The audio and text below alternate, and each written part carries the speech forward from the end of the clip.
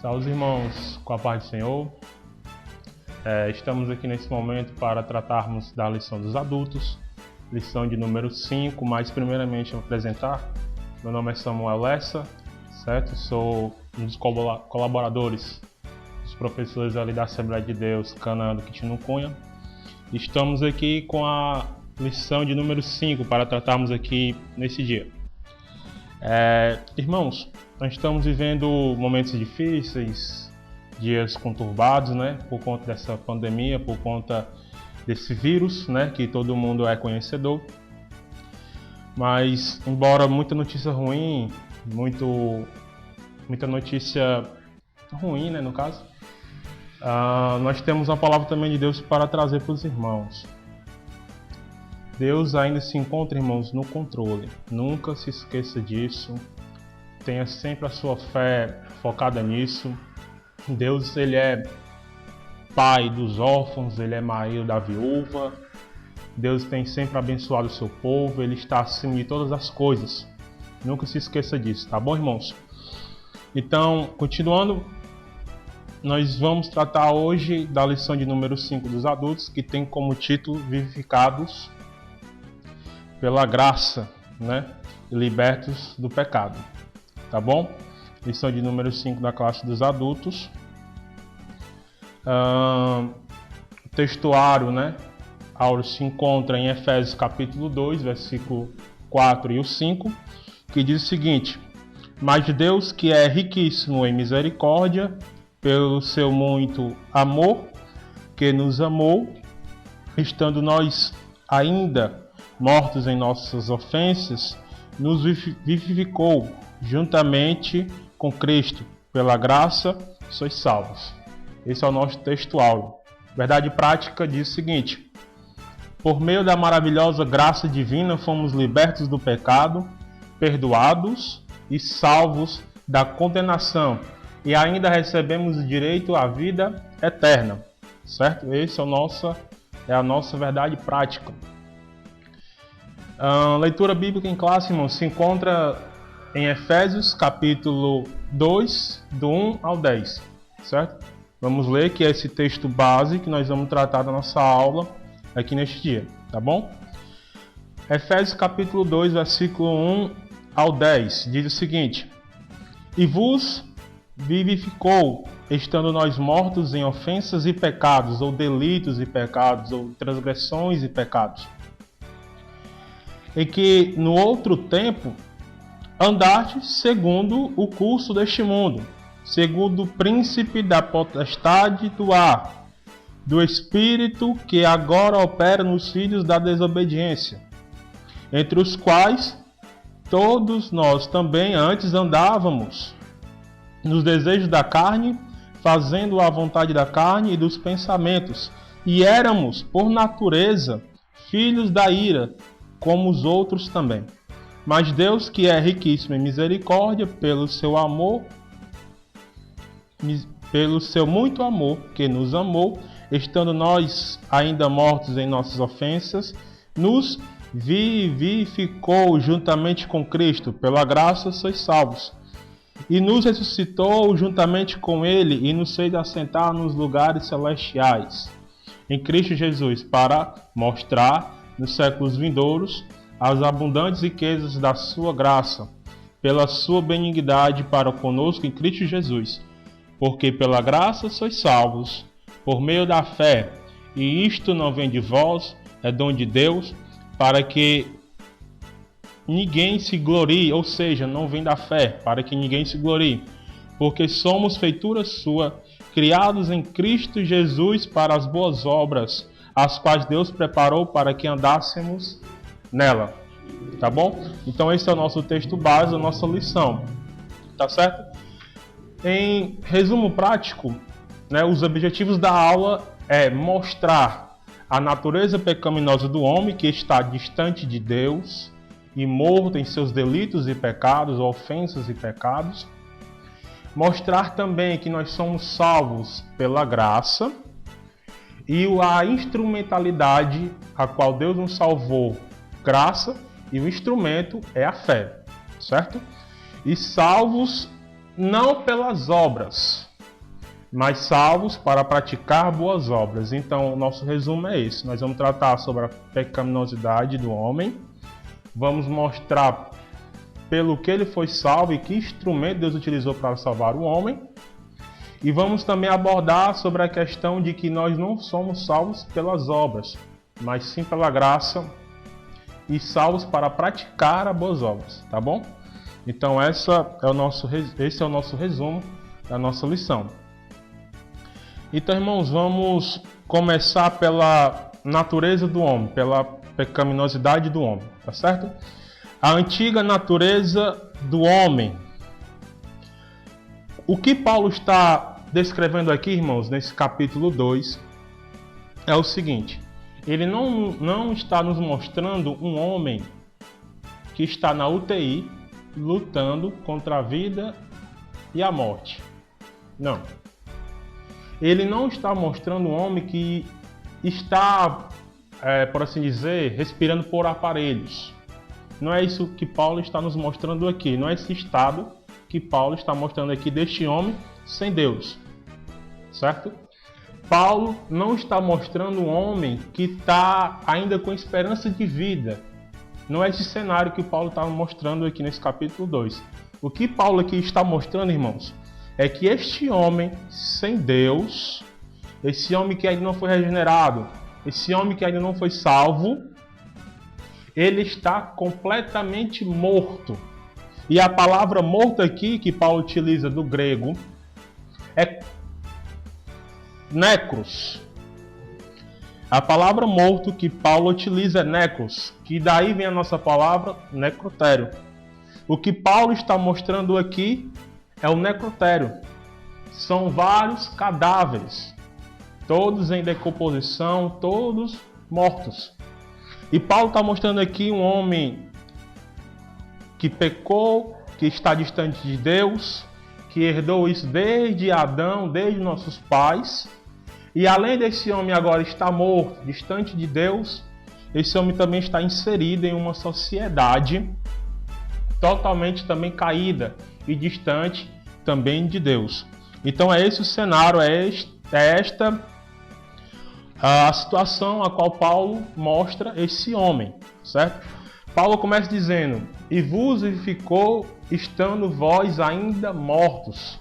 Então é esse o cenário que Paulo está aqui mostrando pra gente, tá bom? A condição do homem sem Deus é desesperadora. O retrato aqui que Paulo está a nos mostrar é de um homem caído em uma sociedade caída.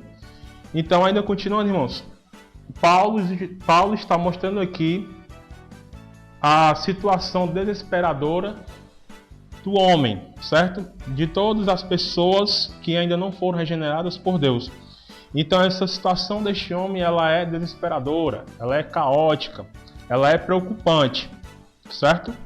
Então, Paulo está nos mostrando aqui um verdadeiro necrotério, homens totalmente mortos em suas ofensas e em seus pecados, tá bom? O pecado, irmãos, não é como se fosse uma enfermidade que pode ser tratada a qualquer momento, a qualquer hora, com qualquer tipo de medicação.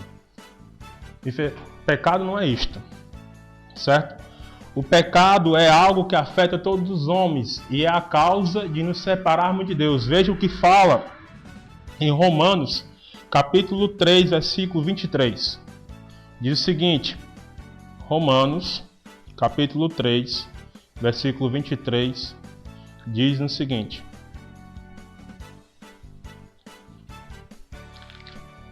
olha só o que diz a palavra de Deus em Romanos, capítulo 3, versículo 23. Porque todos pecaram e destituídos estão da glória de Deus. Então todo esse homem que pecou, que está agora morto em seus delitos e pecados, por conta deste pecado, ele está destituído da glória de Deus. Ou seja, esse homem não tem parte com Deus. Esse homem não tem mais comunhão com Deus. Esse homem não se deleita em Deus. Esse é o estado que Paulo aqui está nos mostrando nesses primeiros versículos do capítulo 2. Tá bom? Continuando, Paulo elenca aqui, irmãos, 4 fatos dramáticos a respeito do homem antes da sua conversão. Primeiro de tudo, o homem ele está morto. Veja o versículo 2 do capítulo 2 de Efésios, né? Essa expressão, irmão, está morto, deixa eu primeiro dizer o que ela não quer dizer. Quando Paulo diz que o homem está morto, ele não quer dizer que esse homem não possa produzir coisas boas. Por exemplo, mesmo o homem ser regenerado, ele pode ser um bom pai. Mesmo se o homem não for regenerado, ele pode ser um bom filho, pode ser uma boa mãe, mesmo ainda antes da regeneração. Certo? E também, essa expressão não quer dizer que este homem, que este indivíduo, não possa levar uma vida aprovada socialmente, como cidadão, como uma pessoa de boa índole. Não é isso que essa expressão está morto quer nos dizer. Mas Samuel, então, o que é que Paulo está querendo dizer? Estando vós mortos em seus delitos e pecados. É claro, irmãos, que Paulo está aqui tratando de uma morte espiritual. De uma morte espiritual. Antes de Cristo, o homem está morto, mas ele está vivíssimo para o pecado, certo? Ele está vivíssimo para o pecado. E uma pessoa morta, irmãos, não tem apetite pelas coisas de Deus, pelas coisas espirituais, não tem prazer nas coisas do alto. Esse homem morto não se deleita em Deus. Então essa é a situação deste homem. Jonathan Edwards diz: você não pode contribuir para nada para a sua salvação, a não ser para o pecado. Então, em coisas relacionadas a Deus, esse homem não é capaz de produzir, não é capaz de resolver nada, não é capaz de contribuir, mas para o pecado sim. Porque essa é a situação deste homem. E em Isaías 59, versículo 2 também nos diz que os vossos pecados, as vossas transgressões, são a causa entre a separação entre mim e vós. Então esse homem, além de pecador, além de transgressor, ele se encontra também distante de Deus por conta do seu pecado, como diz Isaías 59, versículo 2. Tá bom? E ainda continuando, o grande pregador, Dwight Lyman Moody, ele diz o seguinte: se as coisas de Deus, ou este livro, ou a Bíblia Sagrada, não me afastar do pecado, o pecado vai me afastar das coisas de Deus e deste livro, da Bíblia Sagrada. E é isso, irmão, que o pecado faz conosco. Ele nos separa de Deus, ele nos faz estar mortos espirituais para com Deus.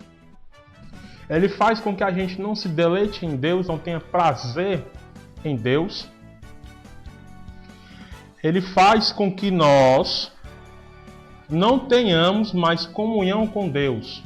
É isso que o pecado faz conosco, com as nossas vidas, tá bom? Ainda continuando, irmãos, além do homem estar morto, esse homem também ele está desobediente. É assim que Paulo vai tratar, certo? No capítulo 2, versículo 2 e 3. Além do homem estar morto, primeiro que eu falei, segundo, o homem também é desobediente. Veja o versículo 2 e o versículo 3 de Efésios capítulo 2. E há três formas, irmão, de nos levar a essa desobediência, de levar o homem a essa desobediência. Primeiro é o mundo, segundo, o diabo, e terceiro é aos nossos desejos, a nossa carne, certo? Vejamos primeiro o mundo. O mundo aqui não é sinônimo de natureza criada por Deus. O mundo é o sistema que prisiona cada pessoa para ser conforme os seus valores. Então, quando eu falo aqui que o mundo é um dos fatores que faz o homem a ser desobediente em relação a Deus, não estou falando da natureza criada por Deus, das coisas feitas por Deus, mas sim do seu sistema. E esse sistema faz com que este homem se adeque, fique parecido, fique mais semelhante possível com o padrão do mundo, certo? Então o mundo faz isso com este homem.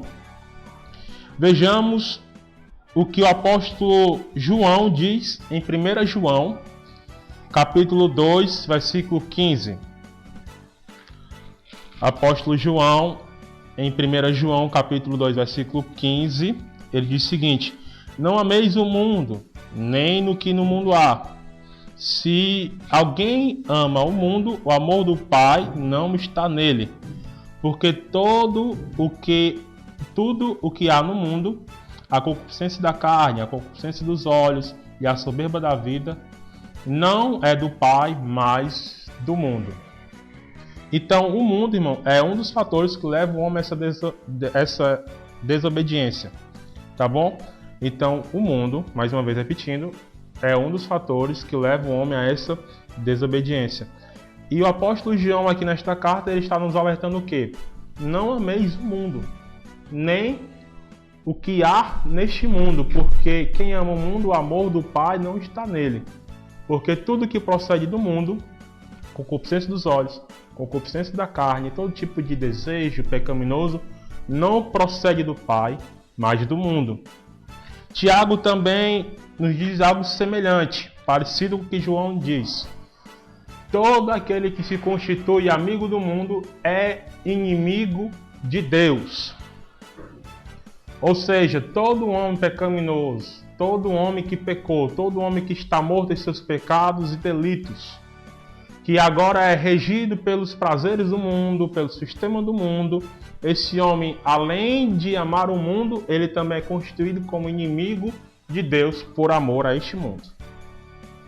Certo? Por amor a este mundo. Vejamos agora o segundo fator que leva o homem a essa desobediência: o diabo. O adversário de nossas almas. Olha, o diabo é o pai dos desobedientes. Ele foi próprio que se rebelou contra Deus e deseja que os homens também desobedeçam a Deus. Ele tentou a Eva e a Adão e levou nossos pais à desobediência. Então veja aí, se Paulo diz que nós estamos mortos em nossos delitos e pecados, que foi obra já do pecado, porque o salário do pecado é a morte, e o homem também veio a se tornar também desobediente. Então, o outro fator que leva o homem a essa desobediência é o próprio diabo, certo? E aqui é bem interessante, irmãos, porque se tem uma coisa que o Senhor abomina, se tem uma coisa que Deus não se agrada, é da nossa desobediência. Desobediência aqui parece que eu estou me tratando muito com a questão de pai para com filho, mas não é somente isso. Nós, irmãos, a cada dia, a cada momento, nós também desobedecemos a Deus, porque essa é a nossa natureza. Porque essa é a nossa natureza. Ela está dentro das nossas entranhas. Essa questão de desobedecer, de passar por cima das ordens de Deus, das ordenanças de Deus. Então isso já está conosco, já vem conosco isso. E Deus não se agrada deste comportamento. E o primeiro ser, digamos assim, a causar isso foi o próprio Satanás. Ele no céu, querendo ser semelhante ao Altíssimo, querendo ser igual ao Altíssimo, ou maior do que o Altíssimo. A Bíblia diz que ele foi expulso do céu, foi lançado. Jesus disse que eu vi Satanás cair como um raio do céu. Então ele foi expulso por tudo por questão de desobediência. E infelizmente nós também herdamos isso e também somos desobedientes, certo? E o terceiro que nos leva é a carne a ser desobediente. A carne também é um dos fatores que nos leva a ser desobediente. A carne aqui não é nosso corpo, mas é a nossa natureza. Essa natureza deseja controlar nossa mente, corpo, levando o homem a pecar contra Deus. Ou seja, a carne, irmãos, aqui eu quero tratar sobre desejos. O homem morto em seus delitos e pecados, desobediente a Deus, certo? a sua carne, a sua mente, os seus desejos também foram comprometidos. Também foram, certo? Comprometidos. Então, ou seja, a carne aqui, irmãos, que eu quero tratar é o seguinte: é um impulso interior dentro do homem que impulsiona este homem a fazer o mal. O homem sabe o que é bom, mas ele não pratica. Mas o mal que está dentro dele, isso ele faz, e muito bem. E muito bem, certo? Spurgeon diz o seguinte: tome cuidado apenas para consigo mesmo. Nossos piores inimigos estão dentro de nós, ou seja, essa vontade, essa impulsão de fazer coisas erradas, de fazer coisas que desagradam a Deus. Tudo isso, irmão, procede da carne, concupiscências da carne. Irmão, deixa eu também te dizer algo também bastante interessante. Isso também vai nos lembrar de hedonismo. Hedonismo é o quê? A busca pelo prazer. O homem sem Deus, não regenerado, morto em seus delitos e pecados, ele vive ardentemente, como ele já não se deleita em Deus, não se agrada em Deus, ele vive de uma forma ardente em busca do prazer, em busca de prazeres mundanos. E isso, existe várias maneiras de ser encontrado, desde a prostituição, desde a vícios, desde a prostituição, como falei, vícios, bebedices e por aí vai. A lista que Paulo também descreve lá em Gálatas, lembra? Capítulo 5, é bem grande, é extensa. Paulo fala que a concupiscência da carne é lascívia, porfias, intrigas, inveja, prostituições e coisas semelhantes a essas. Veja que a lista nem acaba, porque Paulo fala o quê? E coisas semelhantes a estas.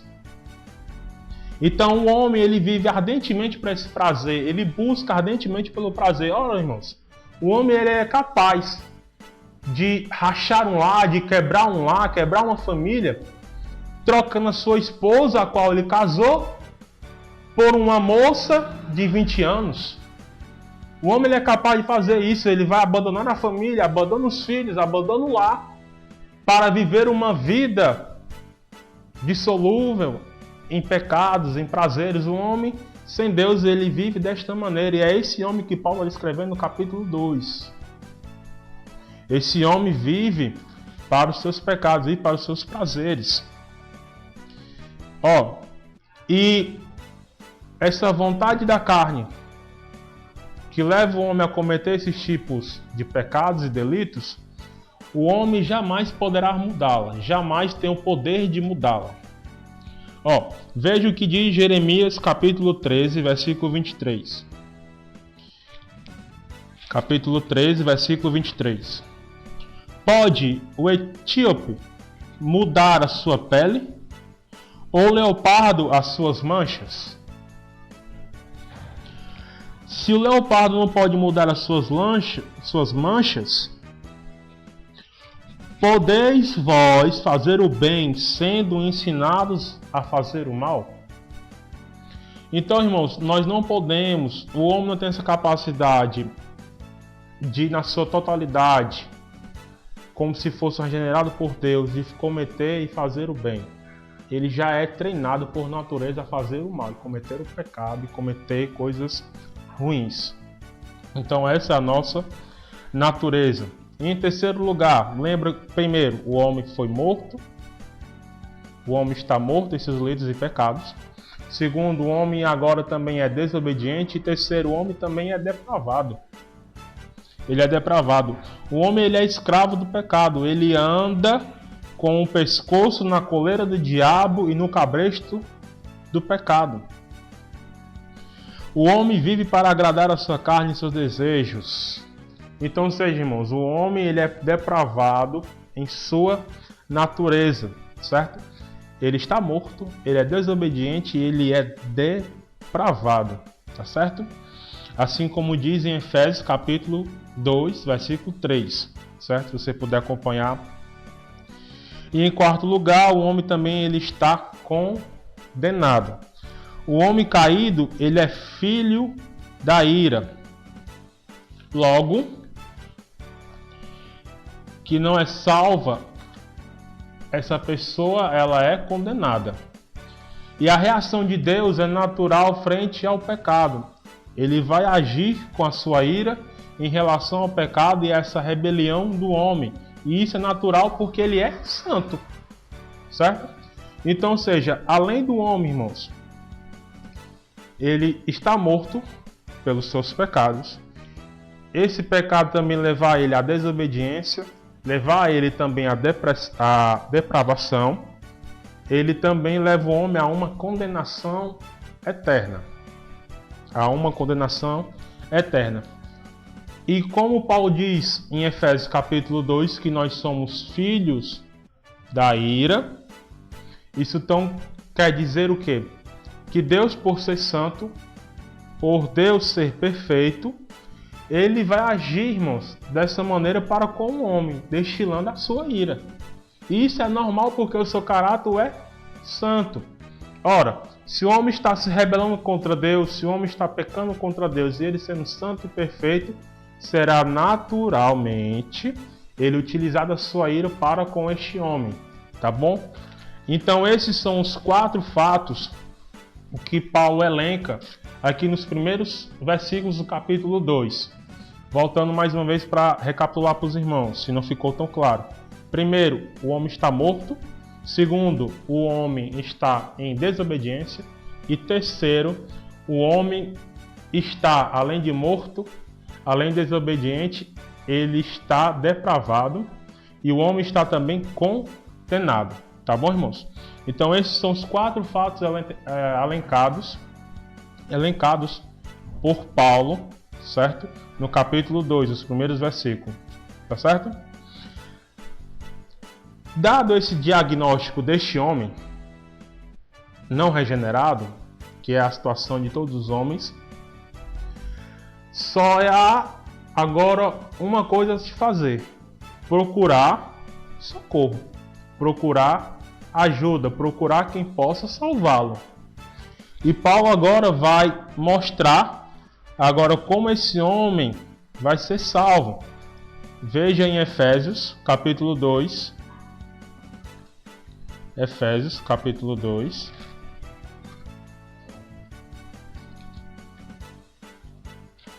Efésios, capítulo 2, versículo 4. Mas Deus, que é riquíssimo em misericórdia, pelo seu muito amor, com que nos amou, estando nós mortos em nossas ofensas, nos vivificou juntamente com Cristo, pela graça sois salvos. Então, irmãos, agora nessa parte da aula nós vamos ver que nós somos salvos pela graça, certo?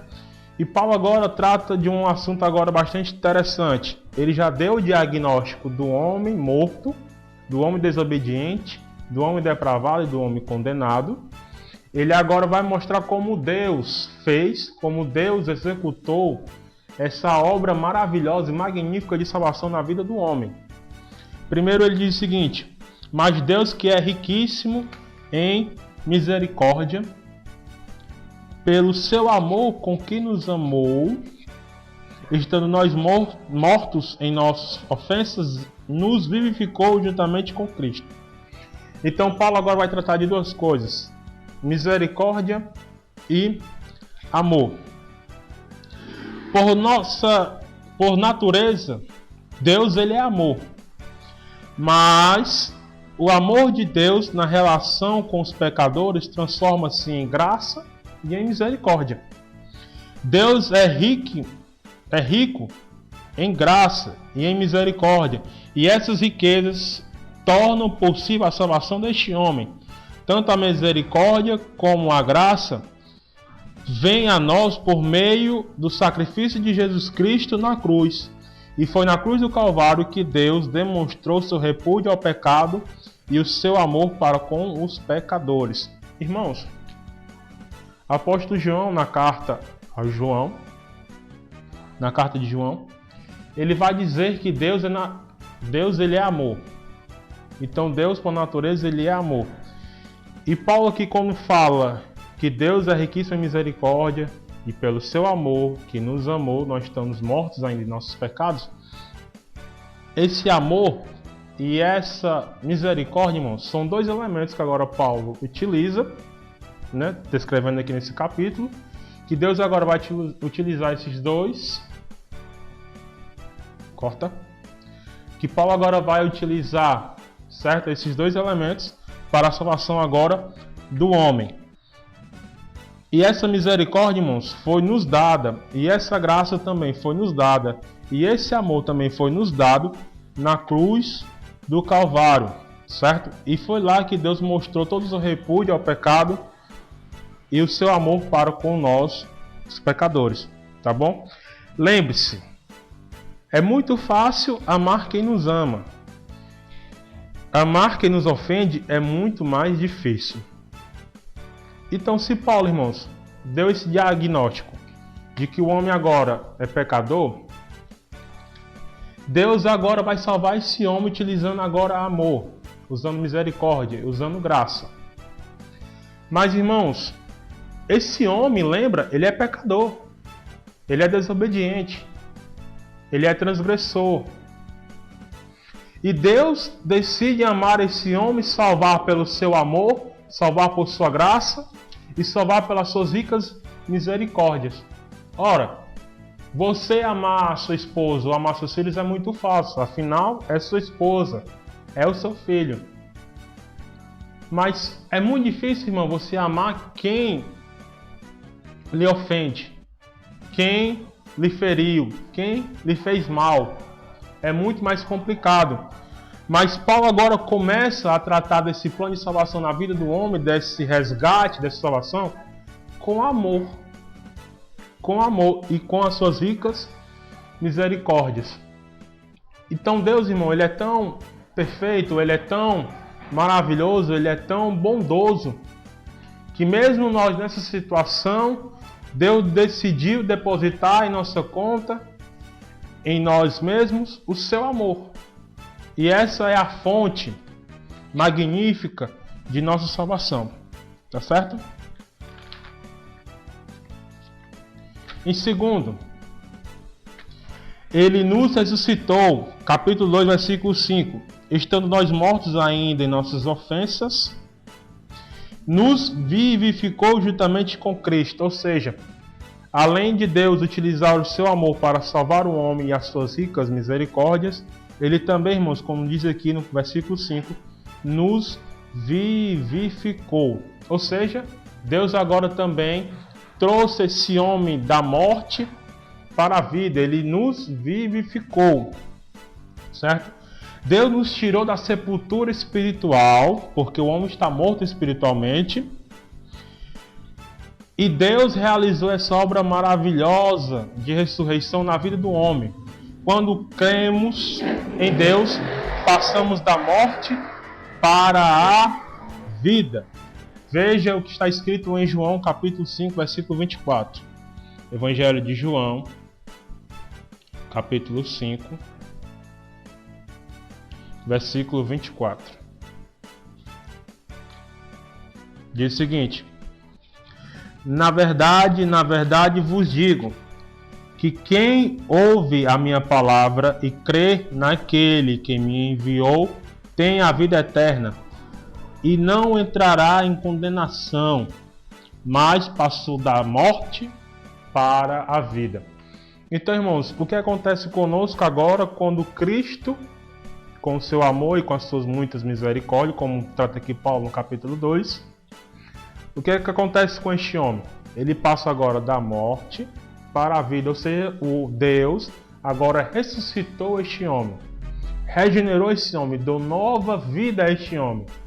Vale lembrar que não é uma vida melhorada. Vale lembrar que não é apenas uma reforma. Deus, irmão, não está reformando a casa. Deus não está reformando o homem. É muito diferente. Deus pegou este homem que agora está morto, que agora está em estado de putrefação, vai agora torná-lo vida. É semelhante ao que aconteceu com Lázaro. Lembra que quando Cristo chega na sepultura de Lázaro e diz: Lázaro, sai para fora, e aquele defunto sai para fora com vida, meio que amarrado, mas sai com vida? É da mesma forma que Cristo faz conosco. Nós, estando mortos em pecados e ofensas, Deus agora nos ressuscita trazendo vida. E não é uma vida melhorada, como eu disse anteriormente, mas uma nova vida, uma nova expectativa. Aquele que está em Cristo, nova criatura é. As coisas velhas, essa natureza, essa questão de estar morto, essa questão de desobediência, essa questão de depravação, já se faz velho. E eis que tudo se faz novo. É isso que Cristo faz com cada um de nós. E se você que está nos assistindo através desse vídeo, porventura ainda não aceitou Jesus Cristo como seu único Salvador, não aceitou essa pessoa bendita de Jesus em sua vida, para você também ser regenerado, ser salvo, assim como eu fui e como outros também foram e vão ser, você também tem essa oportunidade, irmão, de fazer isto hoje. Esse é o momento, esse é o dia da tua salvação. Não sabemos quando esse vídeo vai ser postado, mas hoje, para você é hoje, e hoje é o dia da tua salvação. Então aceite a Cristo, seja regenerado, tenha uma nova vida, largue esses prazeres, largue esses momentos. E eu tenho certeza que Cristo irá fazer uma grande obra na sua vida. Se você crê, diga amém aonde você estiver, certo? E se esse vídeo está sendo bênção para você até agora, dá um like, dá um joinha, ajude esse canal a crescer cada vez mais, tá bom? Se inscreve no canal, Deus te abençoe, tá bom? Então, ainda continuando, além de Deus, certo, ressuscitar este homem, de salvar pelas suas riquezas e pelo seu amor em sua grande misericórdia, Deus também, irmãos, nos dá algo também bastante interessante. Ó. Veja o versículo 6 do capítulo 2 de Efésios. Ele diz o seguinte: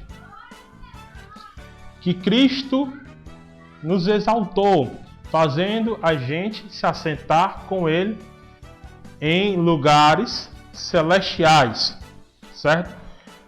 Então esse também, irmãos, é um presente que Deus nos dá. Versículo 6. E nos ressuscitou juntamente com Ele e nos fez assentar nos lugares celestiais em Cristo Jesus. Então, Cristo, além de nos salvar com seu amor e com as suas ricas misericórdias, nos ressuscitou trazendo vida. E além de tudo isso, irmão, Ele também nos exalta, fazendo-nos assentar com Ele em lugares celestiais. Ó, não só saímos da sepultura e fomos ressuscitados, mas também fomos exaltados, porque estando uma vez com Cristo, somos exaltados também com Ele. Agora assentamos-nos com Ele em regiões celestiais, acima de todo principado e de todas as potestades, certo?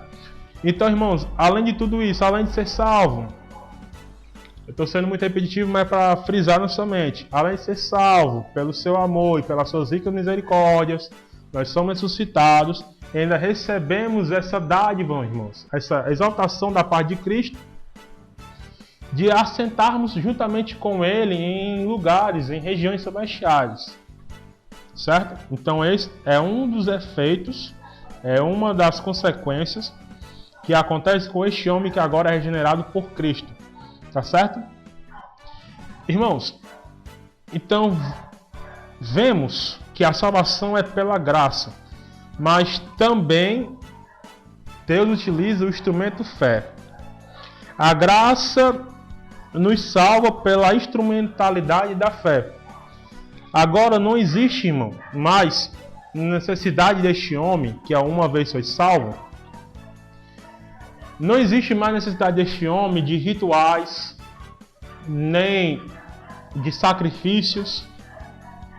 Assim como a antiga aliança em Israel dizia que nós tínhamos que matar um animal, que se sacrificar este animal uma vez por ano, recorrer ao sacerdote para ser perdoado desses pecados, dessas ofensas. Não, irmãos. Cristo já pagou esse sacrifício. Cristo já é o próximo sacrifício. Cristo, pelo seu sangue, já nos redimiu e nos redime de todo pecado e de toda ofensa. Então logo o homem, e este homem, não precisa mais desses sacrifícios, desses rituais. Lembre-se, o véu já foi rasgado. Nós não precisamos mais de mediadores. Cristo já é a nossa própria mediação, é Cristo que nos leva ao Pai, porque é Ele agora que nos regenerou, Ele que agora nos salvou. Tanto a salvação, irmãos, como a fé são dádivas de Deus. A salvação é um presente e não uma recompensa. Deixa eu tratar um pouco sobre isso aqui também, porque é bastante interessante. Consequência, irmão, ou melhor, recompensa, é algo que você adquire porque você fez algo, sim ou não? Sim. Você é recompensado no seu trabalho porque você trabalhou aquela jornada de horas durante aquele mês. Então, a sua recompensa é o seu salário. Salvação não é uma recompensa. Deus não está te dando isto porque você fez algo. Não. Salvação é um presente. Dá quem pode, né? Dá quem pode. Então, a salvação é um presente, não é uma recompensa. Eu quero também ler aqui um versículo em Isaías, capítulo 53, que diz o seguinte: Isaías 53. Veja como Cristo fez com que este homem venha a ser salvo. Versículo 3. Era desprezado e o mais indigno entre os homens, homens de dores, experimentado nos trabalhos, e como um de que os homens escondiam o rosto, era desprezado e não fizemos dele causa algum. Verdadeiramente ele tomou sobre si as nossas enfermidades e as nossas dores, levou sobre si, e nos reputávamos por aflito, ferido de Deus e oprimido, mas ele foi ferido pelas nossas transgressões e moído pelas nossas iniquidades, e o castigo que nos traz a paz estava sobre ele, e pelas suas pisaduras somos sarados. Todos nós andávamos desgarrados como ovelhas, como um que se desviava pelo seu caminho, mas o Senhor fez cair sobre ele toda a nossa iniquidade. E ele foi oprimido, mas não abriu a boca. Como um cordeiro foi levado ao matadouro, e como ovelha muda perante os seus tosqueadores, ele não abriu a boca. Então, irmãos, aqui em Isaías ele diz o seguinte, que o castigo que hoje nos traz a paz estava sobre ele, e pelas suas pisaduras nós somos sarados.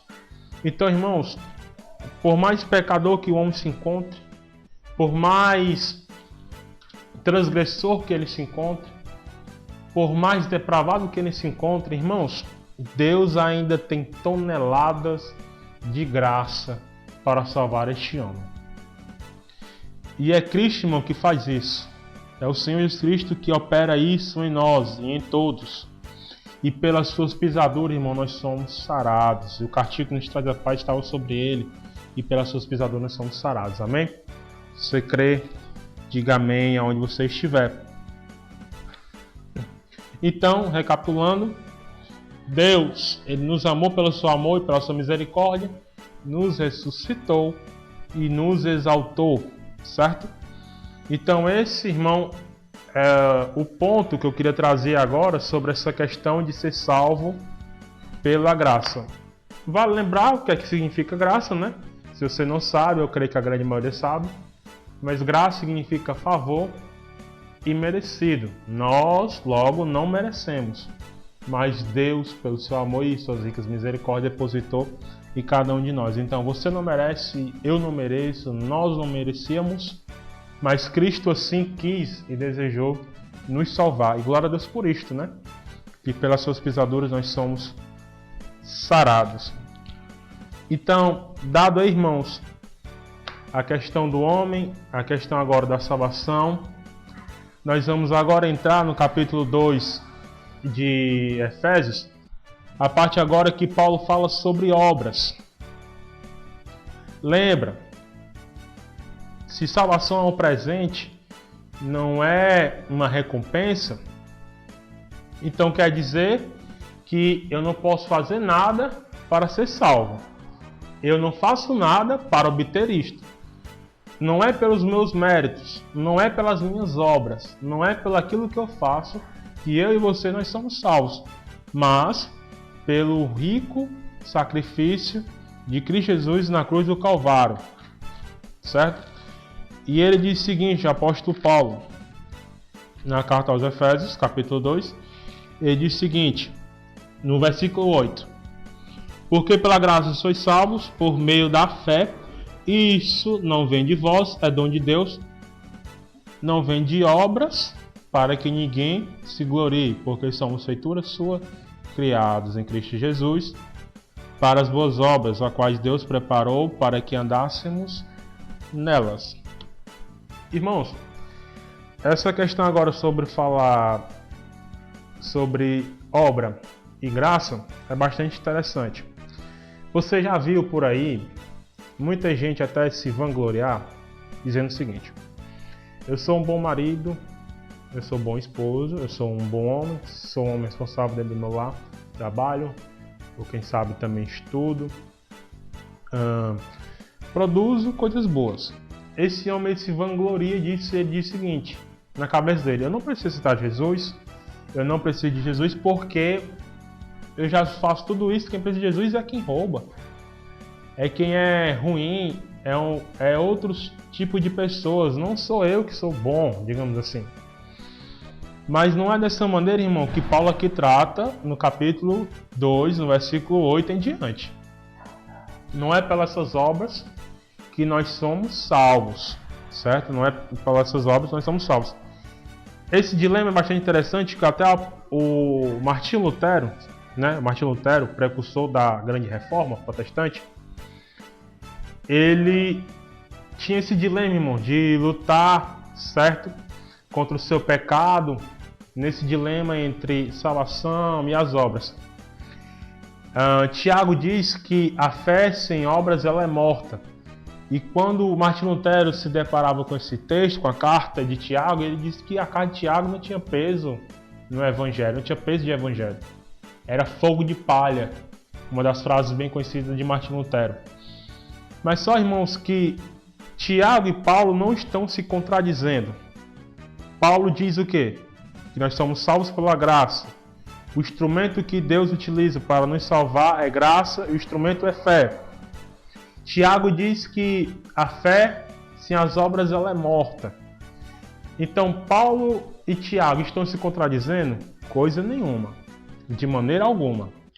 Eles não estão se contradizendo. Muito pelo contrário, os dois se complementam. Imagine você que aqui na sua frente aqui, ó, está aqui a palavra salvação. Certo? Salvação. Está Paulo de um lado, Tiago do outro. Aí a pergunta de Paulo para essa palavra salvação é a seguinte: como eu vou obter a salvação? Aí Paulo responde: pela graça.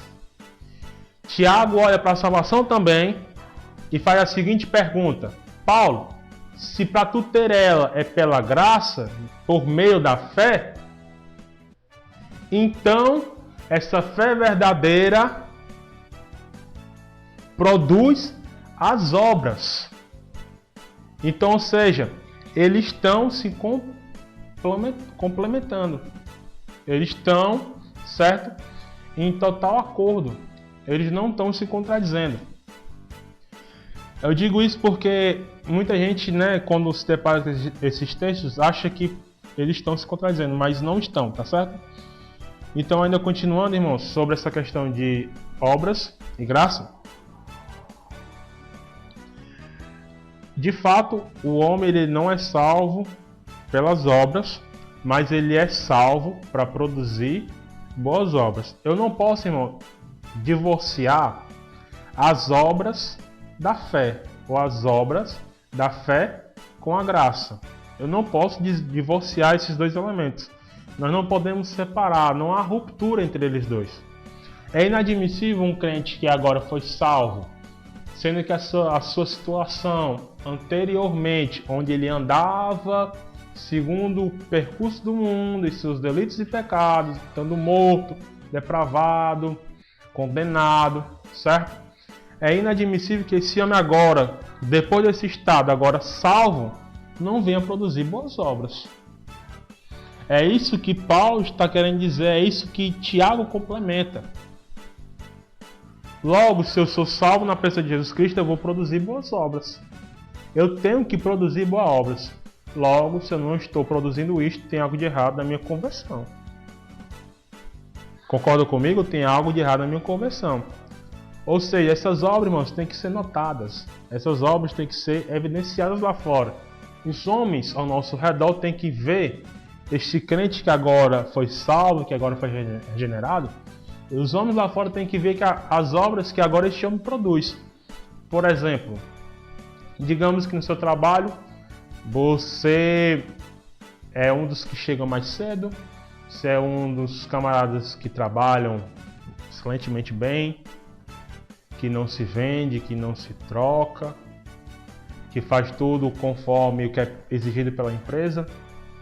Aí de repente uma pessoa, digamos assim, que ainda não foi salva, uma pessoa de Jesus Cristo, que ainda não é cristã, que ainda não foi salvo, chega para você e diz assim: mas fulano de tal, ele é diferente, né? Por que você diz isso? O cara não chega atrasado, o cara trabalha bem, é um dos funcionários mais excelentes. Então, seja, ele agora está produzindo essas obras, ele agora está produzindo o que ele deveria produzir, que ele foi impedido de produzir por conta dos seus pecados e por conta das suas ofensas. Mas agora já regenerado, já salvo, já liberto, ele agora tem a obrigação de produzir essas obras, tá bom? E não podemos divorciar, certo? As obras do crente que agora foi salvo mediante a graça de Cristo Jesus, certo? Para darmos fim na nossa aula, para encerrarmos, irmão, é uma aula bem breve, bem objetiva, né? Eu já tratei da questão do homem anterior, do homem agora salvo, e da questão agora que Paulo aborda sobre produzir as obras, né? Concluímos que, irmão, seguinte: se agora eu sou salvo, eu tenho que produzir boas obras, e disso todo mundo agora já está ciente que nós devemos fazer. Embora agora a salvação dê uma segurança para o homem, dê uma segurança para o crente, isso não quer dizer que nós devemos parar, irmãos, agora de vigiar. Muito pelo contrário. Nós temos sim, além de ser salvos, permanecer em estado de vigilância. Agora, por quê? Embora nós somos salvos, fomos regenerados, somos redimidos, salvos pela pessoa de Jesus Cristo, irmão, essa natureza pecaminosa ainda se encontra dentro de nós. Eu estava morto, fui salvo para produzir boas obras, mas essa natureza aqui do homem, que lembra que eu falei que tem desejos, que tem as suas vontades, que tem a sua mente corrompida, ela está ainda dentro de nós. Nós facilmente podemos, irmão, fazer pecados, cometer pecados. Não é porque agora somos salvos que nós estamos isentos disso não, de pecar não.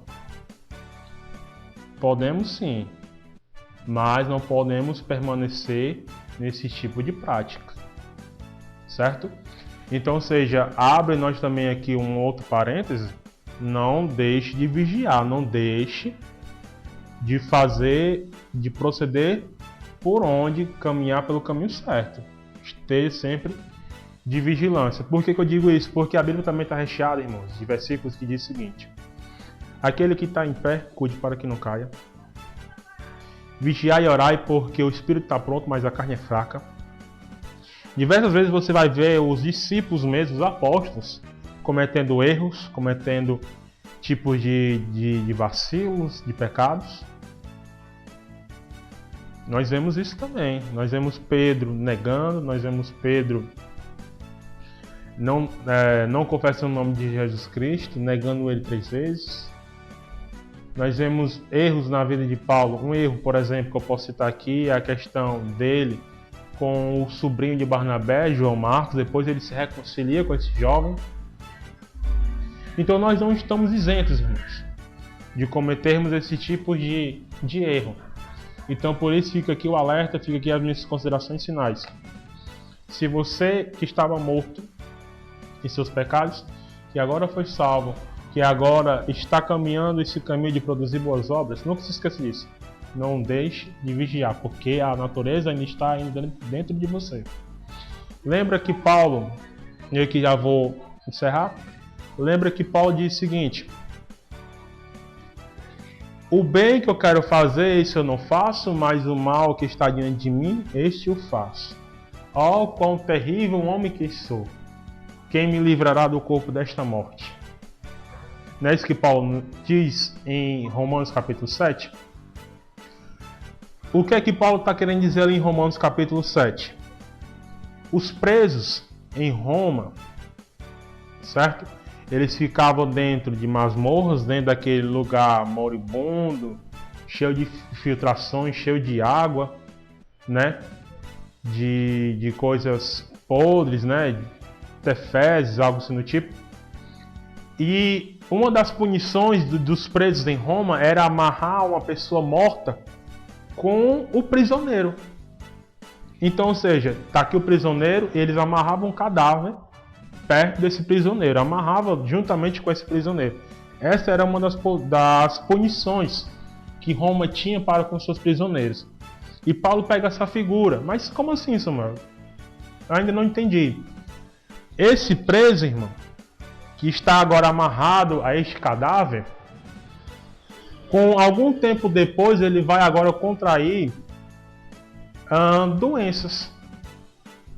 Ele pode pegar doenças. Ele pode agora contrair desse cadáver, por ter ali um corpo de decomposição ali perto dele, pode contrair coisas ruins. E consequentemente, tem casos que ele pode até levar à morte, estando perto de uma carcaça.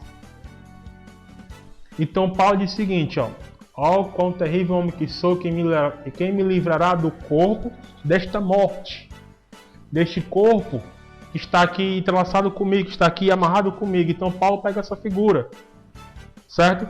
Só que ele começa o capítulo 8 como? Embora eu estou morto, embora quem me livrará do corpo desta morte, embora o bem que eu quero fazer não faço, mas o mal que está diante de mim eu faço, nenhuma condenação há para aqueles que estão em Cristo Jesus, que não andam segundo a carne, mas segundo o Espírito. Ele começa assim o capítulo 8.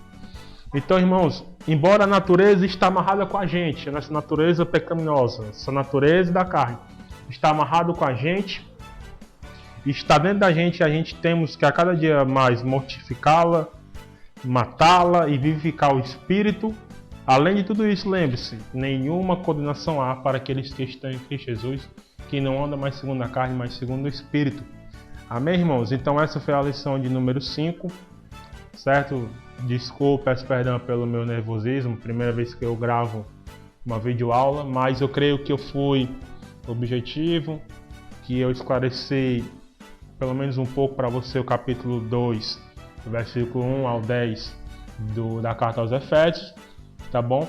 Então, fica aqui minhas considerações finais, se inscrevam nesse canal, certo? Ajude-nos a crescer, dê um joinha neste vídeo e Deus abençoe a todos. Amém.